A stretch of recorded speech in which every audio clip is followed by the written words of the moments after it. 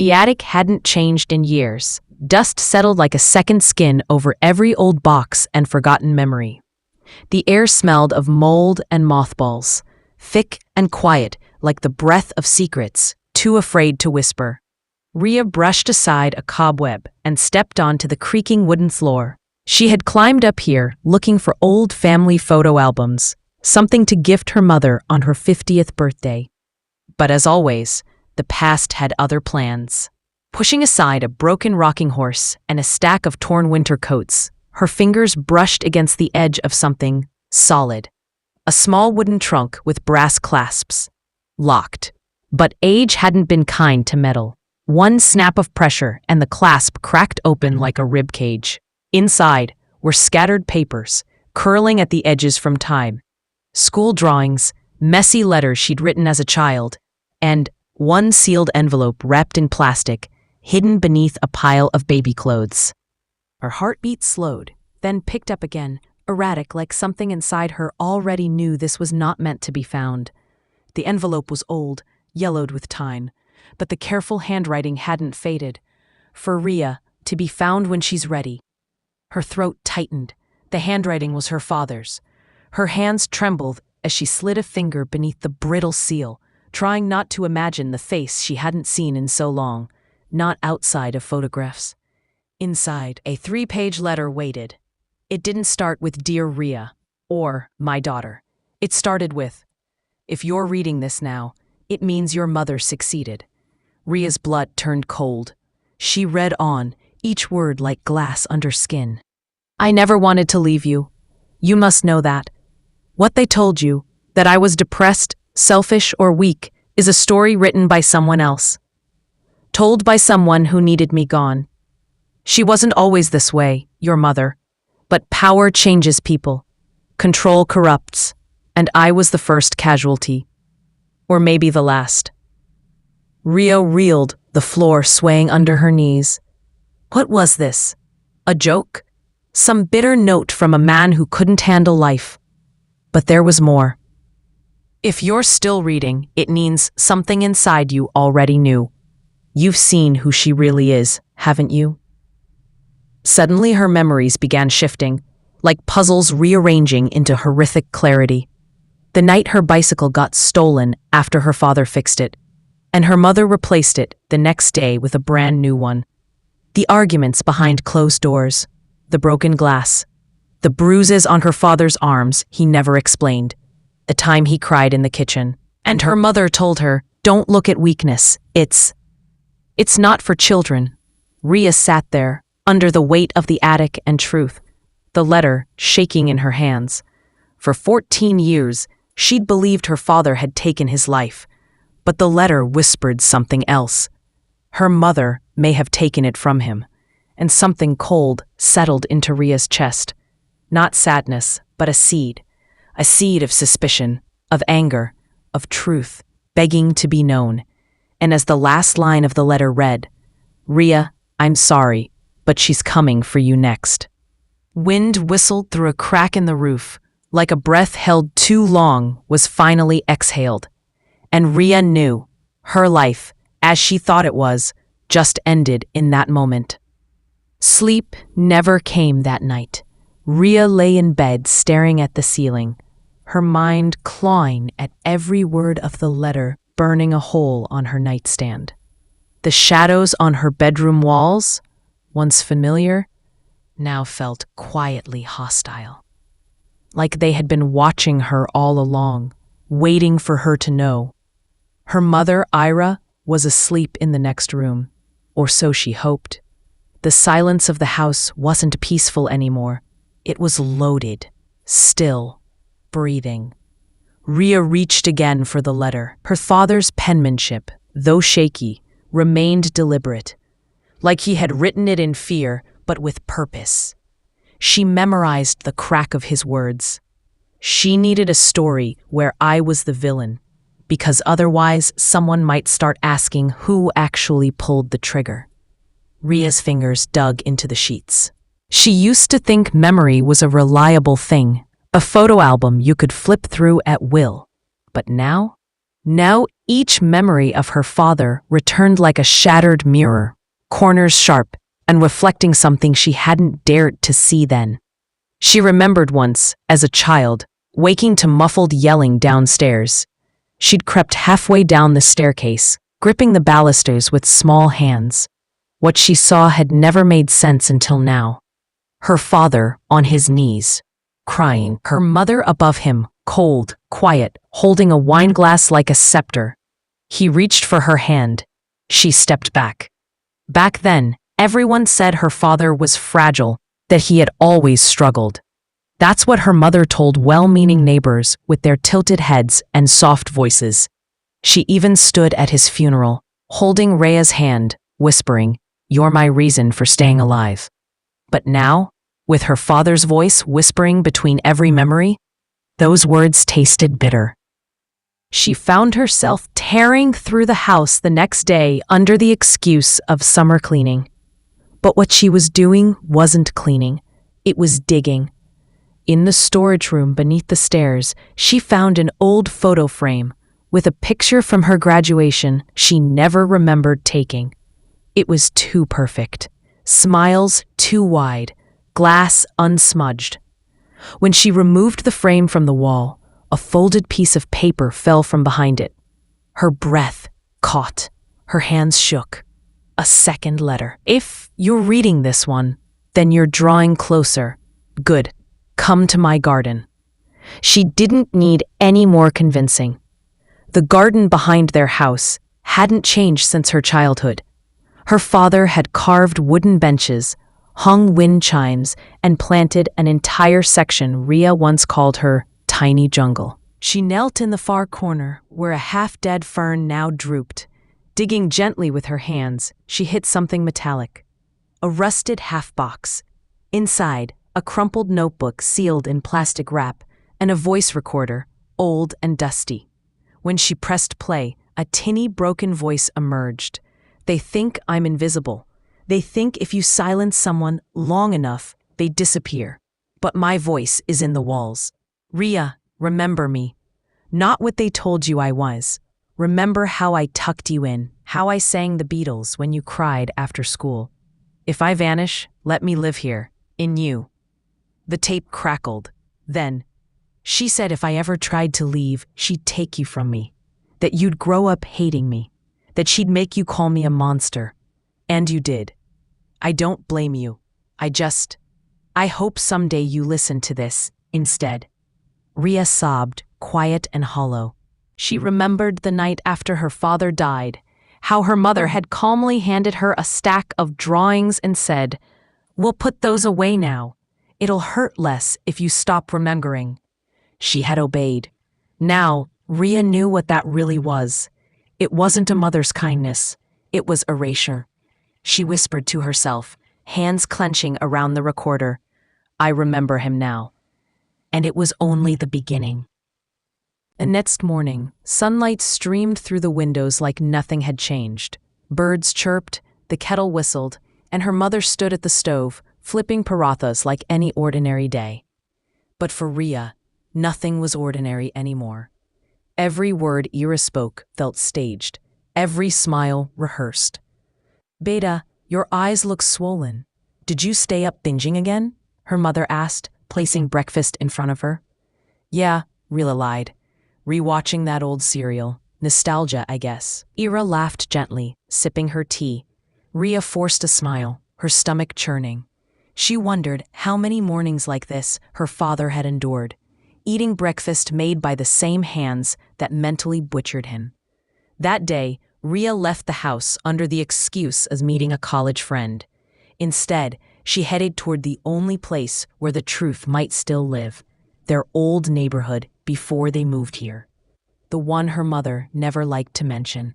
She started with Mrs. Sinha, their former next-door neighbor, a frail but sharp-eyed woman who had always baked too many cookies and remembered birthdays no one else did. "You were just a whiny little thing back then," Mrs. Sinha smiled, ushering her in. "Always holding your papa's hand. Never let go, even for sweets." The words hit Rhea like glass. "Do you remember much about him?" Mrs. Sinha's smile thinned. Anirudh? Of course I do. He was kind, soft-spoken, but broken near the end. Broken how? She hesitated, then leaned forward. Your mother? She ran that house with an iron hand. We tried to say things, but no one listens in these matters. She always had the perfect story ready. Most believed it. I didn't. Ria's throat tightened. They always told me my dad killed himself because of depression. A heavy silence fell between them. Then, something shifted in Mrs. Sinha's eyes. He may have jumped from that bridge, child, but I don't think it was all his idea. Ria felt her legs go numb. Before leaving, Mrs. Sinha handed her a dusty, tea-stained envelope. She probably left you out of this. It came for you years ago. Returned with me since your address changed. I kept it. I don't know why. Maybe I do now. Inside, a birthday card, her 9th, written by her father a week before he died. 2. My dearest jungle explorer. Just 9? Feels like you're already miles ahead of me. But no matter where you go, I'll always be nearby. Maybe not where eyes can see, but where hearts remember. Love you endlessly, Baba. Ria clutched the card against her chest, tears stinging her eyes. Her 9th birthday. Her mother said her father forgot that year. That night, Ria returned home and stood in the hallway, staring at framed family photos. Each one now looked like a posed lie. Smiles frozen in time, like wax figures covering bruises. A photo of her father holding her on his shoulders. She stared at his eyes now, noticing for the first time how tired they looked. And her mother's, curved into something like a smirk, not a smile. Her chest burned. Everything she had been taught to believe was covered in someone else's fingerprints. And maybe worst of all, she realized, she didn't know who she really was anymore. The tape recorder felt heavier that night. Ria sat cross-legged on her bed, careful to pull the curtains tight. Outside, nothing moved. Inside, the air hung still, a perfect silence begging to be broken. She inserted the first of the tiny cassette tapes, tucked inside the old tin her father had hidden beneath the garden soil. Its label marked only one thing. Day 34 contained the fire. Ria pressed play. A click. A breath. Then Anirudh's voice, tired, strained, pushed through clenched teeth. Quote, Ria smiled today. She said she wished we could have dinner just the two of us, with chocos and cartoons. It was her mother's birthday. Fitting. I wanted to grant her that silly wish. But Ira, she overheard. She punished Ria, said she lied to protect me. She didn't. She's just a child. But Ira sees conspiracies even in innocence. Today, she took Ria's drawings and tore them up in front of her. Took video of it. Said she'd send it to child services. The voice cracked. I wanted to scream, but I didn't, because I still thought I could fix this. The tape ended in static. Ria sat motionless. The cruelty described hadn't made it into her memories, but a strange, gut-deep ache whispered, no, this happened. She remembered crying that night, but not why. Not until now. She picked up the next tape. Day 51, the exit. I packed a bag today, just in case. She saw me. Asked if I was planning to abandon my family. I told her I'd never leave Ria. She laughed, said, Ria won't even remember you in 2 years. I'm the voice in her ears. You're just the background noise. She wasn't wrong. She's already started telling Ria little things I didn't do. Baba forgot your birthday. Baba was too tired to come to your play. I was at both, but memory is fragile, and lies are easy to plant. Ria paused the tape, her lip trembling. She had forgotten, or worse, she had remembered what someone wanted her to. She went back to the tin box. One final tape remained. This one had no label. She hesitated. A deep prickling sensation crept over her neck as she slid it into the recorder. Something told her this one would be different.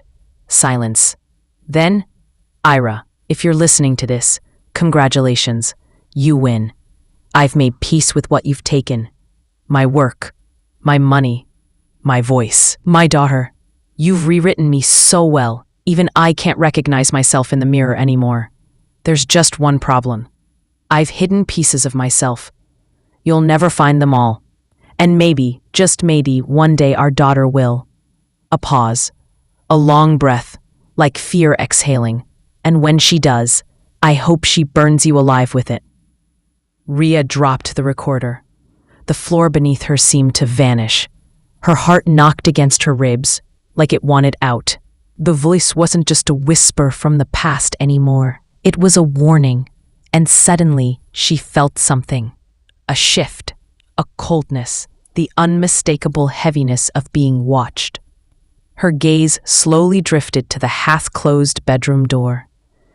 A sliver of shadow stood still in the gap, then moved. She scrambled up, flung the door open into an empty hallway. Nothing, no sound, no footsteps. Just that all-too-perfect silence again. But now Ria knew what silence could hide. And she wasn't afraid of it anymore. She reached under her pillow, grabbed her father's birthday card, and whispered, "I'm listening now, Dad." The garden always smelled of lemongrass and marigold when her father tended it. After he died, Ira had let most of it overgrow, except for one section, the rose bed. Roses were her mother's favorite, pristine, red, polished. All Ria saw now was the irony. Roses balancing delicately above dirt, soaked in secrets. The voice tapes had twisted something inside her that wouldn't untangle. Her mother hadn't just lied. She had planted fictions, watered them, helped them grow inside Ria's mind like those very flowers, thoughtful falsities, crafted memories. And maybe not all the damage had been emotional. Ria stepped outside with an old trowel and the determination of a daughter at war. She sank to her knees right beneath a dying hibiscus plant near the garden rear, another area her father once loved. The earth had hardened, reluctant to give up what it was hiding. But Ria had patience now. Pain taught her that. 10 minutes in, her trowel hit something solid, a wide, flat box wrapped in waterproof cloth. She pulled it free and peeled back the cover. Inside, a leather-bound journal. Her father's handwriting scrawled the front. "To Ria, in case I don't make it." It wasn't dramatic. It was a survivor's last will in a war no one knew he was fighting. "They never diagnosed me because I wasn't sick. But I agreed to therapy anyway. For you. What I learned is this. Your mother talked with our therapist privately, regularly, and not about her, about you. She asked how to shape your recollections, how to manage the transition after I was gone, before anything had happened. You were 5 when she began preparing for my end. I hadn't even written a note yet." A chill spread for Ria's spine to the tips of her shaking fingers. What kind of person prepares a eulogy before the death? There were printed notes folded into the back of the journal, appointment records, receipts, even a note written by the therapist. Mother discussed memory repositioning, requests example phrases to suggest absent father. Unethical, denied request repeatedly. The therapist's name, Dr. Asha Bendre. Ria remembered Dr. Bendre, a warm, softly spoken woman who used to scribble flowers on her progress reports and gave her candy after every session. She hadn't seen her in years. Heart pounding with questions, Ria dialed the only number she could find online. Dr. Bendre's voice after all these years felt surreal, gentle, just like before. "I remember you well, Ria. You always loved drawing sad clouds. I always wondered why that was." "I need to see you," Ria almost whispered. "It's about my father and my mother." A long silence. Then, "Come tomorrow morning, but..." "Ria? Yes? I remember those sessions very differently than your mother probably does. Some truths have been aching to be heard." The next morning, the small clinic still sat tucked behind a quiet bookstore in the older part of town. Diffused sunlight fell through lace curtains. The same dusty orchid sat on the receptionist's desk. Dr. Bendry hadn't aged a day, but her eyes held more weight. They sat across from each other, too many years between them, and much more unspoken. Ira was intense, even before your father's death, the doctor said. Smart, charming, but uncomfortably controlling. She wanted to tell me what to remember, Ria said quietly. Dr. Bendray nodded. She would bring memory cues, stories we were to practice, like your father missing things, being angry, unstable. Were they true? She insisted they were. You never showed signs of trauma. You always spoke of your dad gently. She didn't like that. The words wrapped tight around Rhea's ribs. She asked how early memory could be overwritten, the doctor continued, almost in disbelief. Made the request 3 sessions in a row. I warned her against it. I filed a concern, but her husband, he never responded to my call. Rhea understood why now. Her mother had intercepted everything, even the warnings. As Rhea reached into her bag and handed the doctor the journal and faked therapy progress reports, Bendray's eyes darkened. I think, she said, it's time someone else reads this with you. Someone official. But Rhea wasn't ready for the police. Not yet. Because she hadn't found everything. Not yet. Suspicion is a strange thing. It grows its roots softly and then takes over everything. The way a voice sounds, the time it takes to answer a question, the gentle glance that feels a second too long. That week, Rhea noticed everything. Her mother, Ira, no longer asked where she was going. She already knew. One evening, Rhea left her phone in the living room and walked to the kitchen, only to return and catch a flicker. The screen lighting up as her mother placed it gently back down. They made eye contact. No one said a word. Later that night, Rhea opened her call log. A number she'd called 2 days ago, unrelated, a courier service, had been mysteriously redialed while she slept. That same night, her father's journal, hidden beneath her bed, had a crinkle in the corner that hadn't been there before. The house creaked differently now, like it wasn't settling into age, but bracing for a storm. So Rhea played the game. She smiled, laughed at badly timed jokes, said, I'm actually feeling really good these days, Mom. Talking to people, remembering Dad. Ira lit up. That's wonderful, Beta. That's what he would have wanted. Rhea met her eyes. Would it be? You always said he hated attention. Ira stiffened just enough to notice. The next morning, Rhea visited their family lawyer under the pretext of updating her voter ID information. A mild excuse. The real purpose lay deeper. You keep records of our family estate, right? She asked casually, fingers tapping. The lawyer nodded. He knew her father, trusted him. I'm trying to understand how Mom handled everything after Dad passed, she added. Just trying to learn from it. He looked hesitant at first, probably sensing the shift behind her polite mask. But eventually, he opened the file. The one marked with her mother's name and one date circled in red, November 20th, 2010.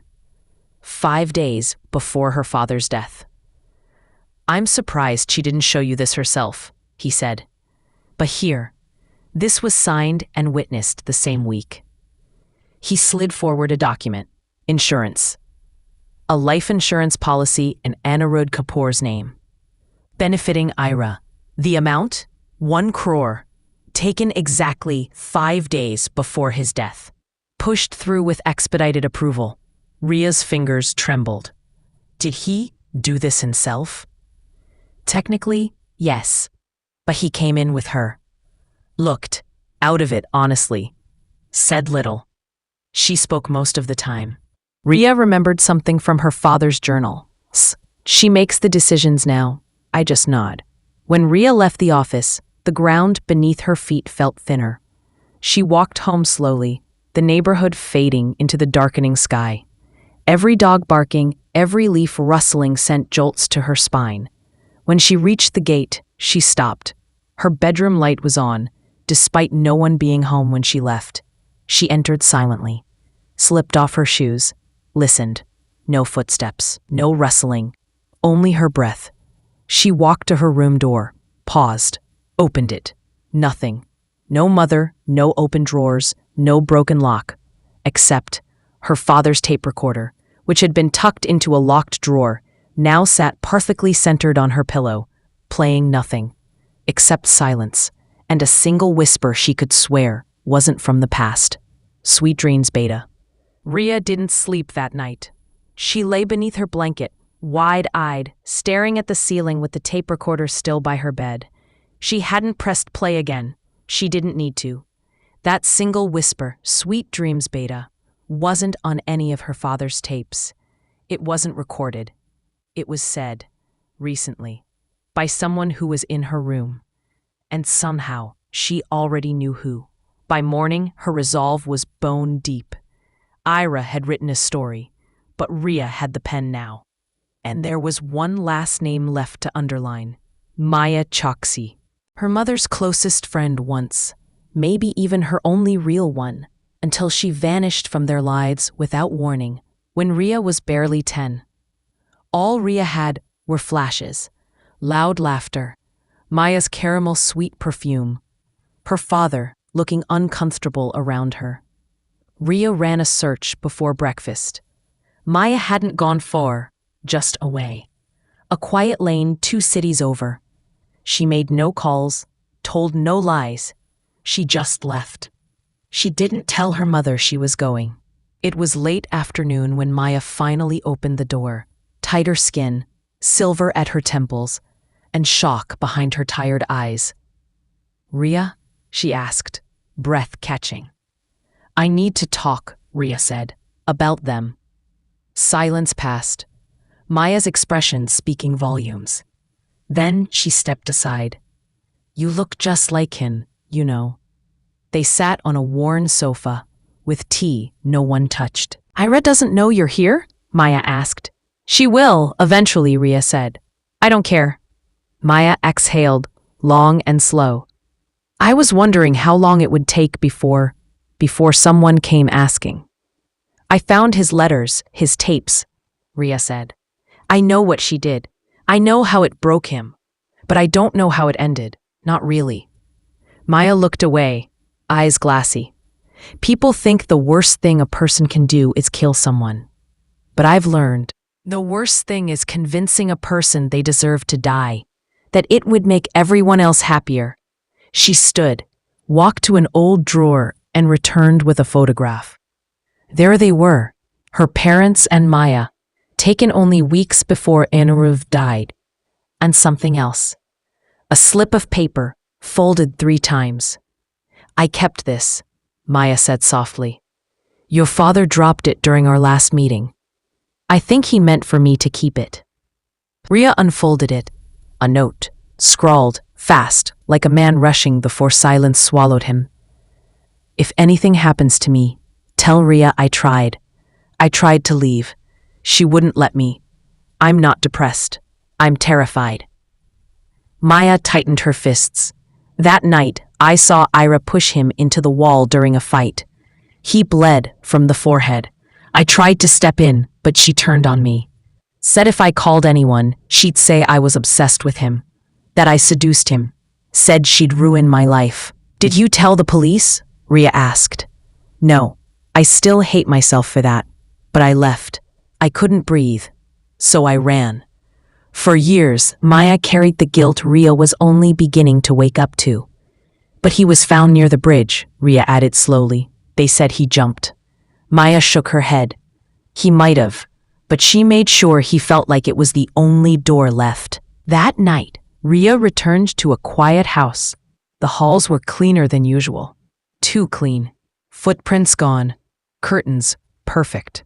Ira was standing in the kitchen, slicing an apple with surgical precision. "You were out a while today," she said without turning. "Hope you weren't digging up ghosts." Rhea didn't answer. She didn't need to. She just watched her mother's reflection in the polished steel fridge. For the first time, she saw her mother clearly.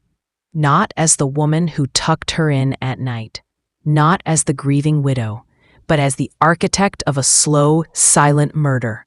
Not from knives or pills, but from words, manipulation, quiet warfare only a child would have missed.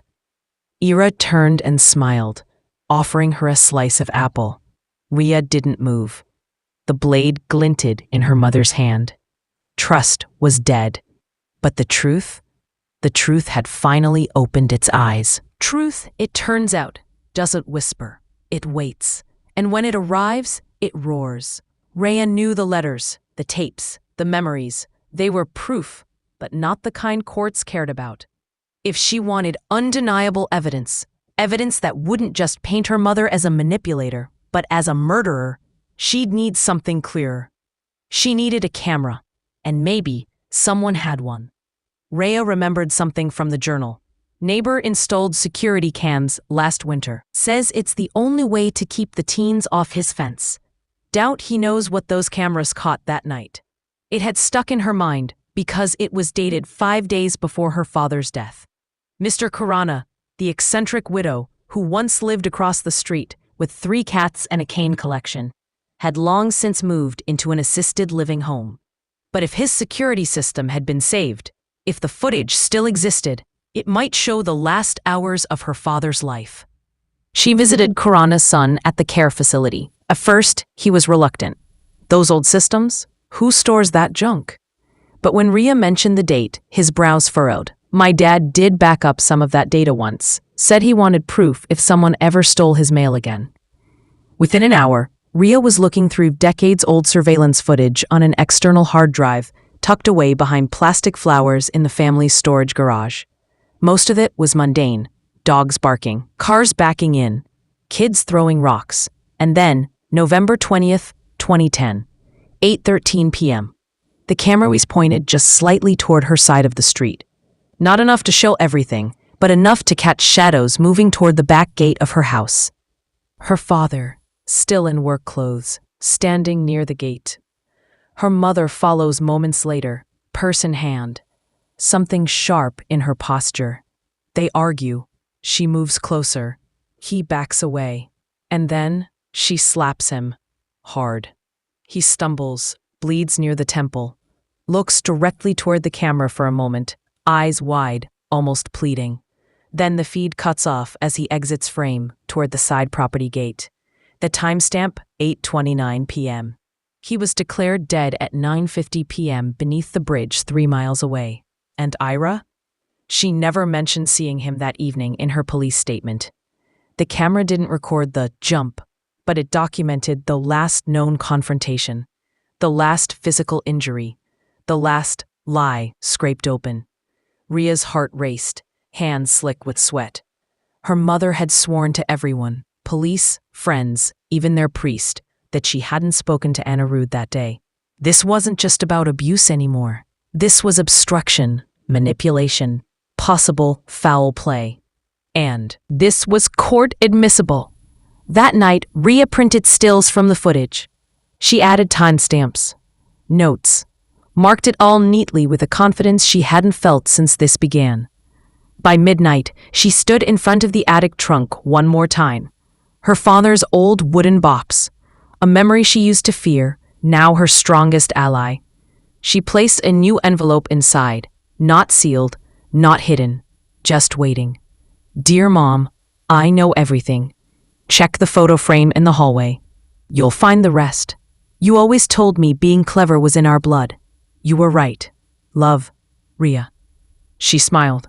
For the first time in years, it felt real. Tomorrow, she would hand the footage to the authorities. But tonight, she would sleep in her room, not the cage her mother built. The war was no longer a whisper between walls. The war had teeth. And Rhea now was armed. Morning came like a blade.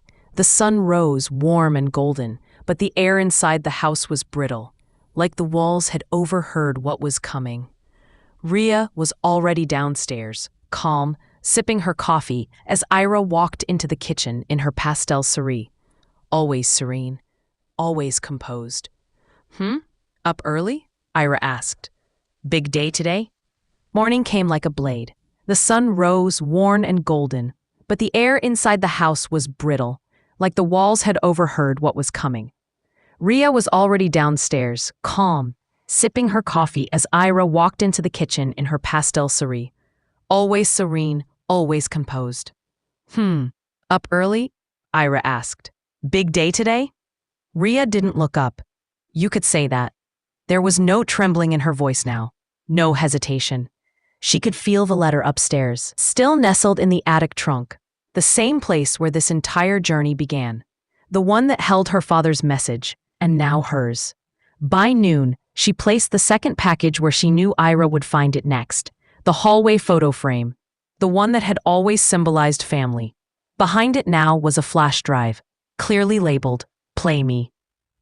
Inside, stills from the security footage, transcripts from the voice tapes, scans of the insurance document dated 5 days before suicide. For the final act, Ria had included something short, something sharp enough to bleed. A single-page letter, crisp white, tucked between the printed images like a blade. Dear Mom, you always said truth was dangerous. I finally understand you were right. I found Dad's letter in the attic. I found the garden, the tapes, the lies you crafted, the truth you buried. But I didn't just find them. I studied them. I pieced everything together, and guess what, Mom? I remember everything now. You didn't kill him with a knife or poison. You did it with your silence, your control, your smile. And that was enough, wasn't it? Enough for the police to shrug. Enough for me to stay confused. Enough to win. But you miscalculated one thing. I'm your daughter. I watched how you operate. I watched you rewrite stories and burn fingerprints with words. You always said being clever ran in our blood. You should know, you were right about that too. I've taken everything to the police. There's an officer outside right now. Don't bother panicking, Mom. I know how much you hate mess. This isn't revenge. This is justice. Love, Ria. P.S. You never deleted the call log from the day Dad died. I found it. Ira read the letter in silence. The hallway was too quiet, as if even the house refused to breathe. Ria stood across the room, watching. She didn't tremble. She didn't cry. She simply waited. Her mother didn't scream, didn't plead.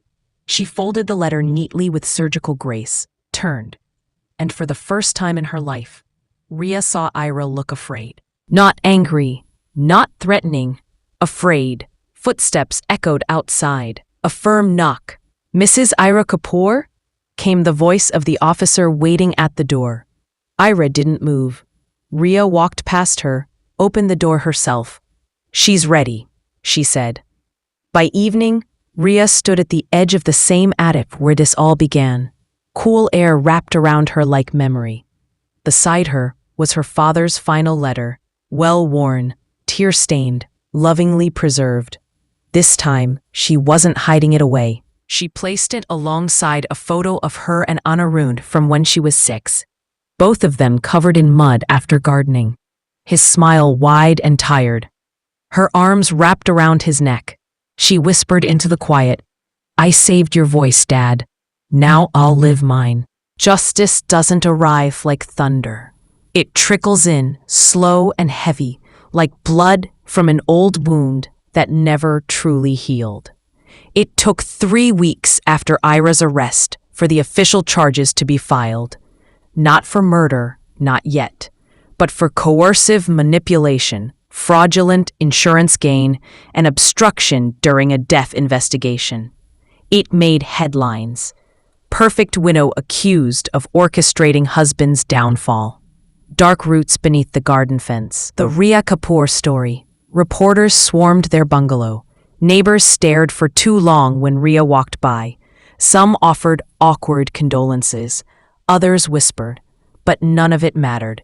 Because now the pretending was over. Every court hearing peeled back another layer of deception. The letters. The tapes. The forged therapy reports. The timeline of Ira Kapoor's actions became a noose, tightened by years of careful cruelty and deliberate design. Testimonies from neighbors like Mrs. Sinha, from Dr. Bendre, From Maya, who finally found her voice in the witness box after over a decade. Ria sat through every proceeding, not as a victim, but as witness, crusader, daughter. Sometimes numb, sometimes trembling, but never silent. Not anymore. And on the third Friday of the trial, she was asked to testify. The prosecutor gave her a gentle nod. But Ria didn't read a prepared statement. She spoke from memory, from heartbreak, from truth. I used to believe she was the strongest woman alive. My role model, my protector, Ria told the court. Her voice didn't waver. But it turns out, she wasn't protecting me from the outside world. She was protecting her version of reality and crushing anyone who didn't fit into it. Even my father. ... She placed the last paragraph of her father's final letter on the stand. The jury read it, slowly, quietly, and for once, silence hurt someone else more than it hurt her. The court froze when the bridge footage was shown.